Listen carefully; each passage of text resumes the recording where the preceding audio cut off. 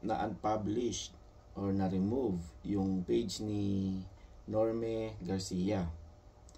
Dahil daw maraming nag-report sa kanya nung March pa, may nagre-report na, tapos na-take down nga siya at na-unpublish dahil sa third party intellectual property infringement.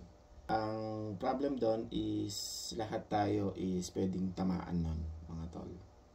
So ingat tayo sa pagpapakita ng mga logos sa videos, kagaya nung isang video, maling-mali yun, yung naka Nike na damit. Pwede akong i-report ng Nike pag gugustuhin nila. Pero syempre yung mga malalaking brand na ganun, hindi naman sila basta-basta nagre-report kasi exposure din sa kanila yon. Possible, pwede rin sa music, pwede rin mga inggit na sabay-sabay na nag-report, isang grupo, ganon yung possible na nangyari sa kanya. While si Yana, sabi nga ng iba, while si Yana is nandyan pa rin yung page niya.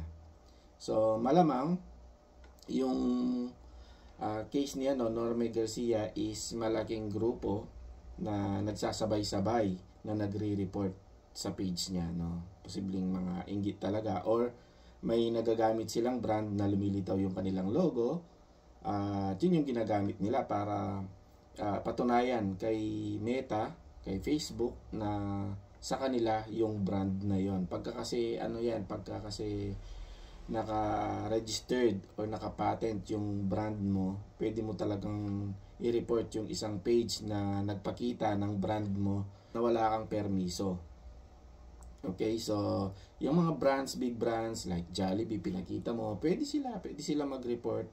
Pati yung music, pwede kang tamaan doon, pwede tayong tamaan doon. Pero syempre, like I said, yung mga big brands is hindi naman sila basta-basta magre-report ng ganyan dahil exposure nga, exposure. So yan yung mga possible na nakikita ko na tayo ay vulnerable din, na pwede tayong tamaan, pwede tayong mabanatan dahil dyan.